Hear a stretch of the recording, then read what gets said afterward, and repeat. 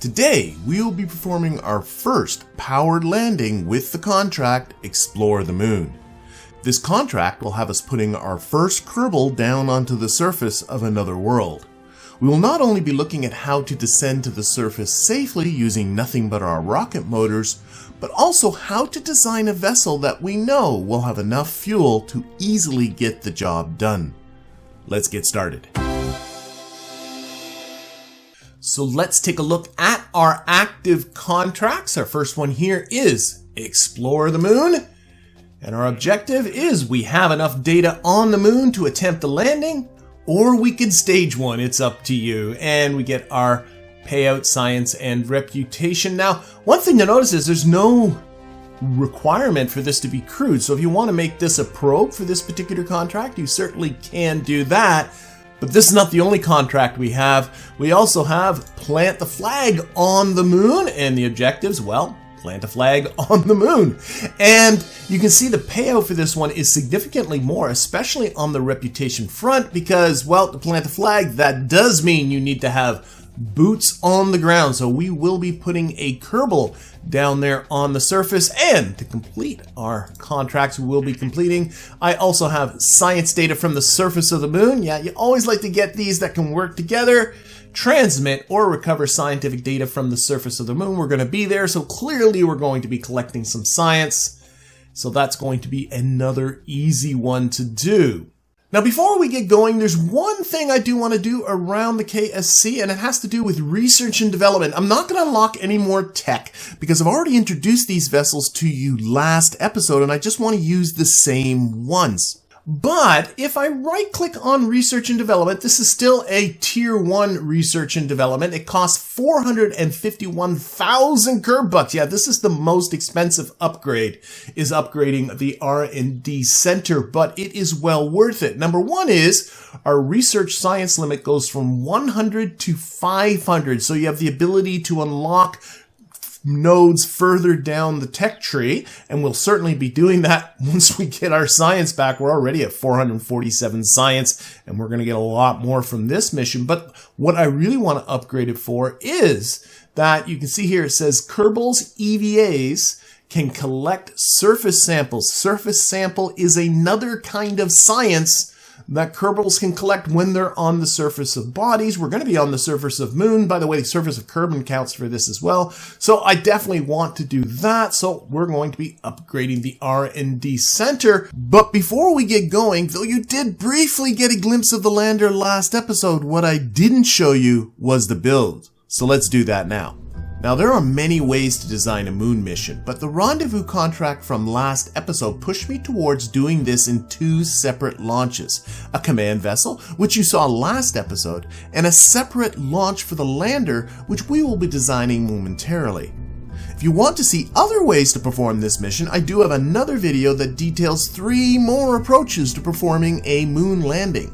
But with this one, we just need a vessel capable of getting to low orbit about the moon, landing, and then returning to orbit. Alright, so let's establish a Delta V budget for this vessel. So I want to build something, because I think it's simpler, that can do the whole thing starting from low Kerbal orbit, land on the moon, and then get itself back into orbit so that it can rendezvous with our command vessel. So, taking a look at the Delta V map, imagine yourself already in low Kerbal orbit. It's 860 meters per second to get out to the moon. And then our capture about the moon is a further 280 meters per second. And then we see this next number for getting down to the surface of 580 meters per second. That 580 assumes a very efficient descent, and powered descents are one of the more challenging things to do efficiently.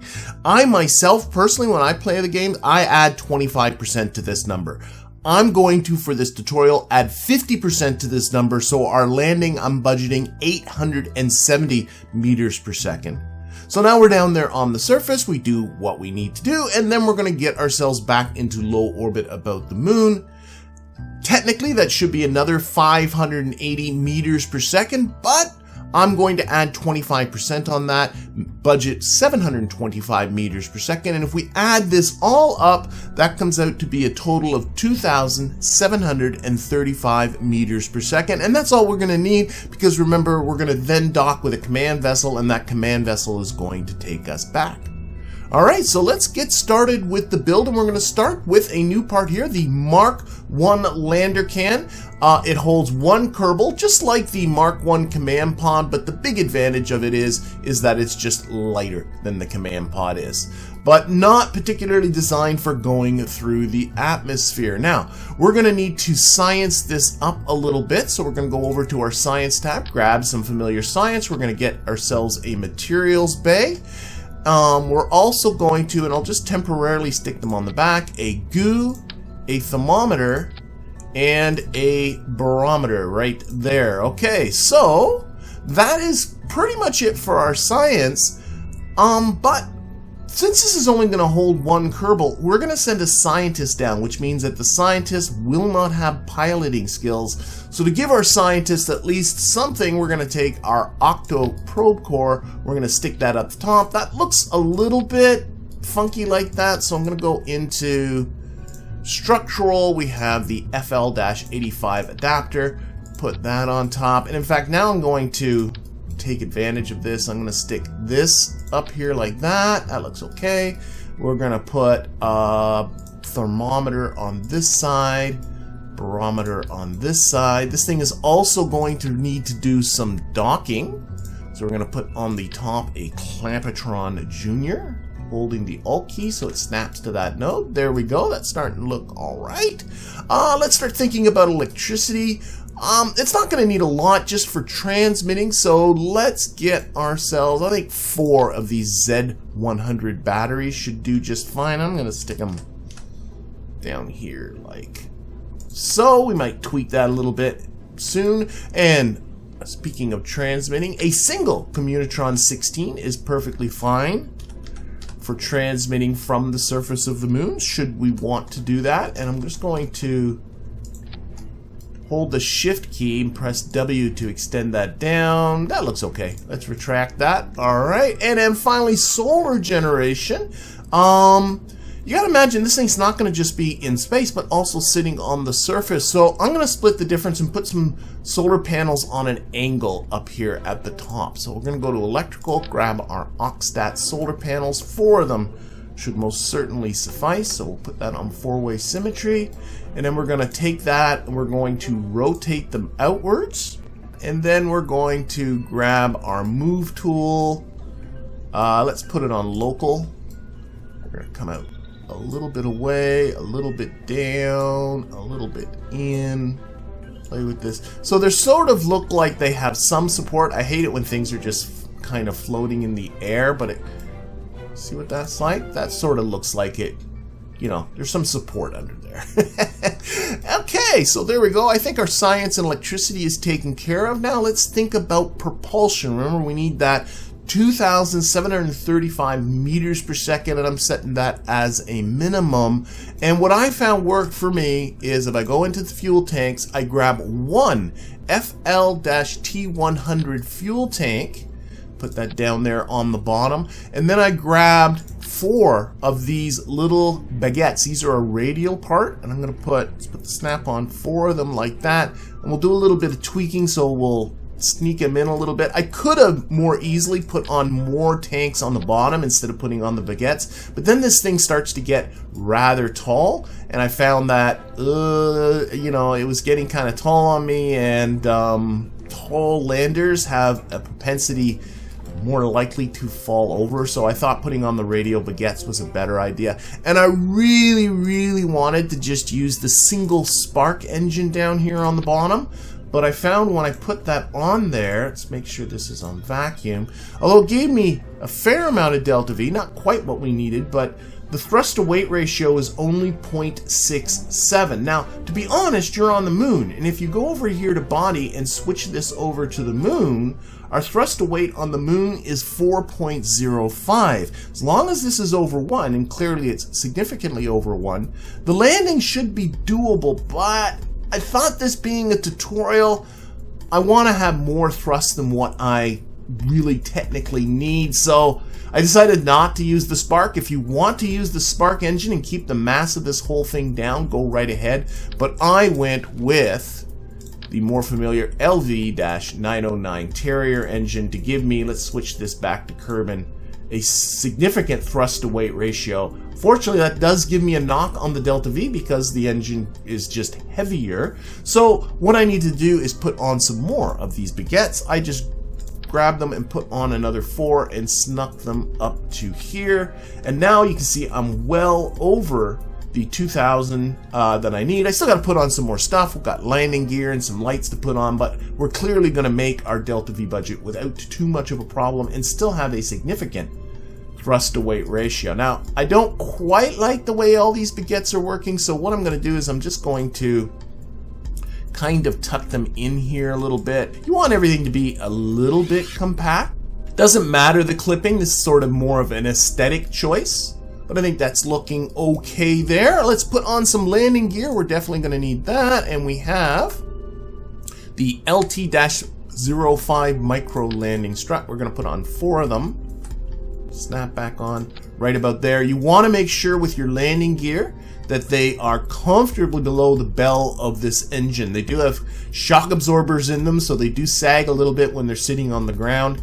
That's looking like a thing, so let's actually just finish this off with just some lights. We've got something that's now perfectly functional. Let's light her up. So what I like, what really helps with landing are landing lights. They really help you judge the distance to the surface. And if I go over here to utility, we have a variety of options here. You've seen me using these little spotlights, and you could put them like right down here on the bottom. That kind of looks okay, but they're not very bright. I want to go really bright, and what I like are the Illuminator Mark 1s for this, and they're going to tuck, I think, pretty nicely right there on that fuel can.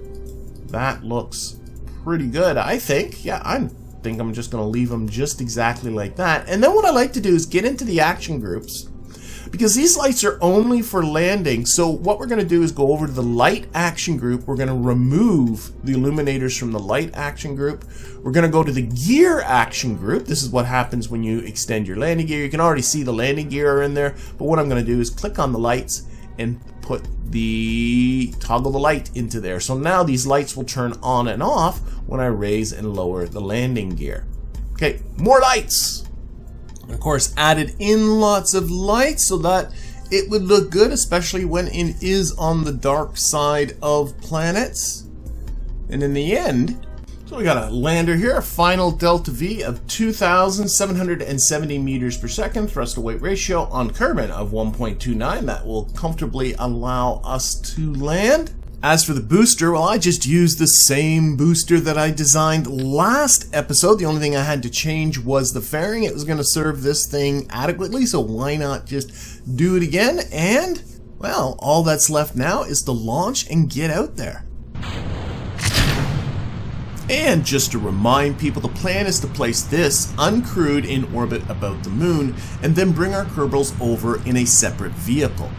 I know some folks will find this needlessly complicated and would rather do this in a single launch, which I often do myself, but this way does result in smaller payloads that are easier to get into orbit, something that can be useful when you are still low down on the tech tree. I decided to insert this into a 12-kilometer circular orbit about the moon, but purposely avoided inserting into an equatorial orbit to give me more to discuss for last week's rendezvous video.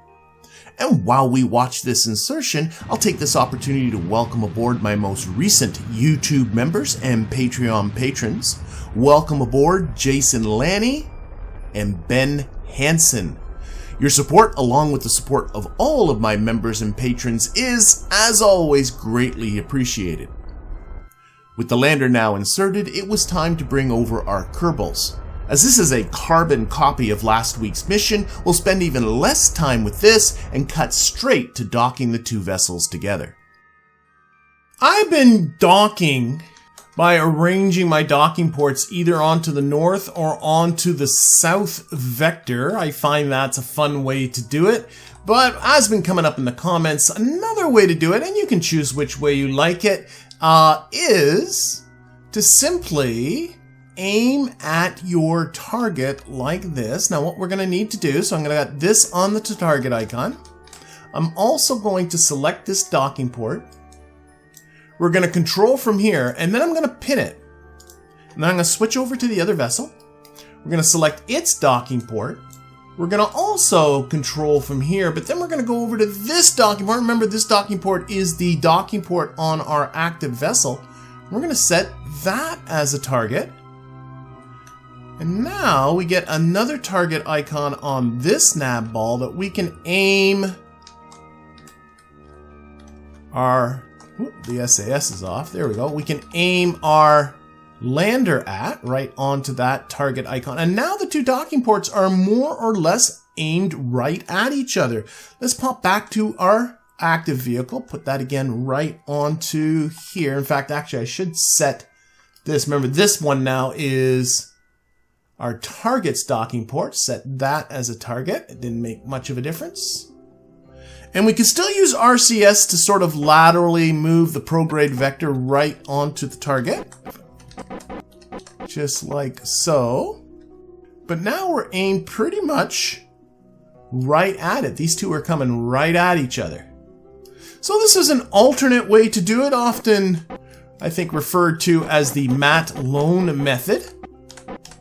And it's great for smaller vessels like this one. The reason why I tend towards the other one of putting them on the north and the south vectors is because I really love to build stations. And once a station gets so big, it's hard to kind of keep slugging it around. I also enjoy the process of simply, maneuvering in along that way. But you can see this actually is a pretty easy way to do it as well. Bump. There we are. And we are docked. Okay. Well, let's get ready to go down to the surface. Now, before we go down there, we actually do have some science that we can perform. I did a lot of science with this vessel last episode, but I'm yet to do any science with this vessel. And this vessel has a lot of science on, including the Science Junior, if we conduct a material study. There is 75 science in space near the moon. We also have a mystery goo aboard. 20 more science. And the only other time we've been in near space is with a probe. So I had to do some transmitting, and you can never transmit everything. So I still have a little bit of pressure science to do. And over on this side, we have a thermometer we can do. Now, we do want to reset this stuff because we want to use it back down there on the surface. Thankfully, we have a scientist aboard. Aben D2 is capable of resetting all of this equipment. So don't forget, you need to have a scientist in order to restore stuff like the materials bay and the goo. Any Kerbal can collect science. So for instance, over here at the barometer, anybody could take this data. You don't need a scientist for that. And this doesn't require resetting. But for some of the experiments, it definitely helps to have a scientist along. And he's going to be the only one going down to the surface. This is a one crewed lander, so we'll get him ready to go. Then all we have to do is undock and get ourselves out of here. Get onto our active vessel. All right, so let's put on the SAS. We also... because it's going to be really the probe core that's going to be doing the driving here, we're going to extend our antenna so that we will have a signal, hopefully with the KSC. Yeah, a nice strong signal there.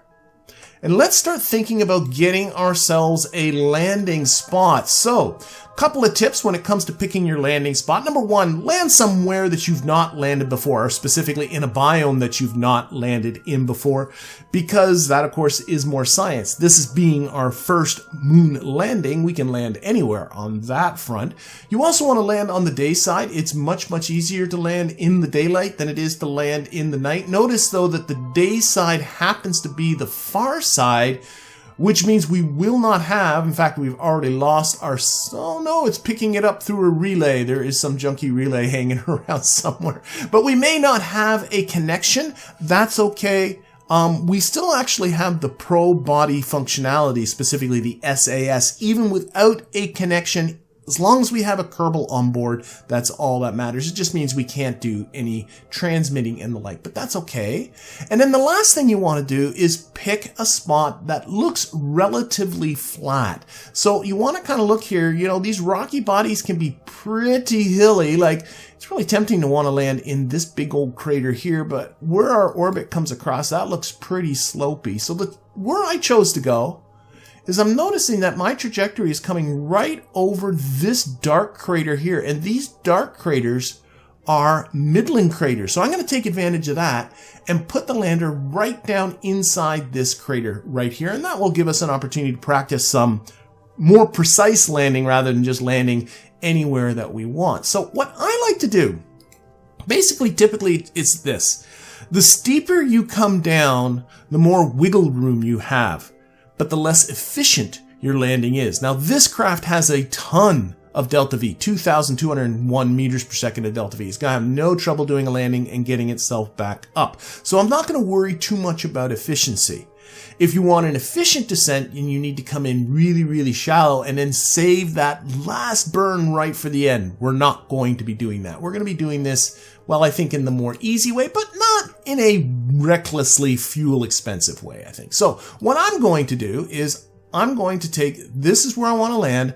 I'm going to start my descent burn a quarter orbit ahead of that. So we're going to time warp so our lander is around this position here. Nothing particularly precise.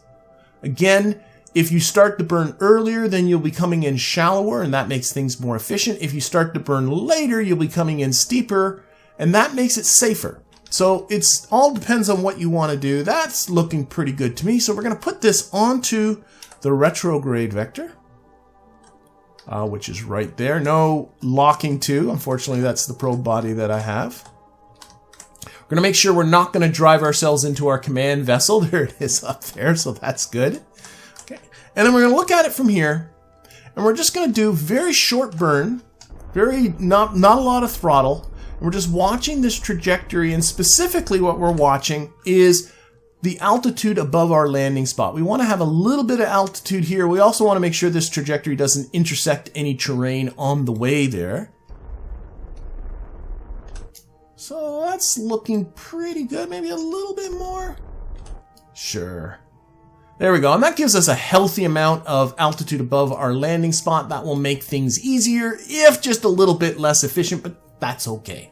All right, let's start by actually time warping ourselves into the daylight a little bit. And then we'll get ourselves ready to be touching down. So a couple of things I like to do before we are ready to touch down. Number one is I like to switch this altimeter to terrain so that we're measuring our altitude above the surface, not from above sea level. That will make it very much easier when we get ready to land. We also want to have our nav ball set to surface, so we have a surface velocity rather than our orbital velocity. More often than not, that switches automatically, though I have found sometimes that it does not, so be careful about that. Then I'm going to take my lander, I'm going to put it right on the horizon, right by the retrograde vector. And then I want to rotate it so that the blue is up. And if you rotate so blue is up, and then change your view by pressing V2 free, there we go, that puts the ground down. I like to have the ground down. To me, that gives me a very good sense of which way is down. But with the ground down on the screen and blue up on the nav ball, now the nav ball directions match the directions of our camera view. So if I push up into the blue, then the top of the vessel goes up. If I push down into the brown, then the top of the vessel goes down. And if I look at it from the back, the left and right matches up as well. If I go to the left, you know, the vessel starts pointing towards the left. If I go to the right on the nav ball, the vessel starts pointing towards the right. So to me, that helps me get down there. You know, it helps me keep my sense of direction much more efficiently. And then finally, the last thing I want to do is we're going to hit G to extend our landing gear. That also toggles on our landing lights, because remember, we have those connected in an action group. Okay, let's time warp so we're closer. And while you're time warping, you want to keep an eye on your terrain and how close we are. Let's get ourselves a little bit closer here. At least until this crater is in sight. I think that's probably looking pretty good. Let's see. Yeah, we can start to see our crater coming up here. Okay, so what we need to do in order to land is we need to kill off this about 550 meters per second. We need to get that right down to zero. Now, almost all of this is horizontal velocity. So most of the velocity we will be killing off will be horizontal velocity. So I'm going to keep, for now, my craft right on the horizon. I want to kill off just horizontal velocity. We got a nice, we're well over 4 kilometers above the surface. So this is feeling pretty good. This is also a good place to quick save, because just judging how quickly your craft will slow down, it depends on the craft. But I'm going to actually hit Z right now. Go to full throttle, keeping it on the horizon. And my goal looks a little lumpy around here, kind of get over into this zone over here. And as I'm killing my velocity, notice that the retrograde vector is starting to creep up the blue part. That means that we are picking up vertical velocity. More of our velocity is in a downwards direction. You can also look at the vertical speed up here to indicate that part. You can also take a look here and see how your arc is doing. That's looking, I think, pretty good there. Again, still, about 3.5 kilometers above the surface. This is looking pretty good. I want to clear all of these cratery hilly bits, so we're just going to let ourselves go a little bit further. Again, with a quick save, you can, if you find that you're overshooting, you can go back, try it again. Or if you find that you undershoot. But I don't know, I'm feeling pretty good. Still 3.5 kilometers of altitude. Let's start killing off more of this. If you feel you're falling too quickly, just tilt up a little bit. Especially if you're getting yourself close to the ground, tilting up is a good idea. I'm only at about half throttle. Notice again this retrograde vector going up towards the top. And eventually what I want is for it to be right up there at the top. I'm going to again pitch up a little bit to keep some of that vertical velocity. Let's give us more throttle. Let's kill off, I like where we are, let's kill off the whole rest of this horizontal part of it and just push this right to the top. There we go. And I like to put this right on the very top of the nav ball. So I am now going straight down. Just like that. Now all my velocity is vertical. I can see my shadow coming up. Start to slow down a little bit. Lots of fuel. There's no reason to be reckless here. It is more efficient to leave this burn right to the end, but we got lots of fuel. Okay, so I'm just going to slow down a little bit. And put on the cap lock. I'll explain that in just a little bit. Oh! You want to keep that vertical, a little bit more speed. Sorry, we're just about there. And touch. Okay, so all the way through that, I was trying to keep my retrograde vector right at the top of the nav ball. But things happen pretty quickly, but I think we're pretty happy with the result. This is pretty nice little landing spot, I think. Now, I mentioned hitting the cap lock. If I put this onto this one, hitting the cap lock, toggle, notice these go from orange to this light blue color. What that is it turns on fine throttle control and fine attitude control, which is really nice towards the end of your landing. If you want to toggle that, we can put that back off again by, again, hitting the cap lock. Anyway, let's get Bandito out and plant that flag. Now, one thing we have yet to unlock is a ladder, forcing us to get to the surface by just letting go. Thankfully, the gravity here is much less than KERBAL, making the EVA pack our best means of getting around. Using it against gravity does take some practice, and make sure you keep a close eye on your propellant levels. You don't want to run out, though simply entering the capsule again will magically bring your propellant levels back to full. To plant a flag, simply right-click on the KERBAL and click the button. You will also be prompted to name the site and leave a message if you want. And of course, we will be collecting all of our science, including the recently unlocked surface samples and the EVA experiments kit. And there is a lot of science here. A surface sample is 120 and the materials bay and experiments kit are 100 each. And all of it besides the experiments kit is biome specific, meaning that if I did this mission again but landed in a different biome, I can collect almost all this science again. This makes moon and Minmus landings a very efficient way of mining science. And as Ben D2 continues hauling that science in, let's take a quick look at the main takeaways from this episode. We started by designing a lander that we can be confident is capable of performing the mission. But the main idea was performing a powered landing. We started with how to choose a landing site and where to begin our descent. We then looked at how to kill our horizontal speed in a controlled way until we were falling vertically over our chosen site. Then, finally, we looked at coming down for a touchdown. Powered landings are tricky and take a bit to master. Don't be surprised to find yourself crashing a few times before you get good at it. That makes it important to quick save before you start the descent process so that you can try again. And with that, I'm drawing this episode to a close. Join me next week when I will be looking at how to get back to our command vessel and return all these Kerbals safely to Kerbin. I hope to see you then.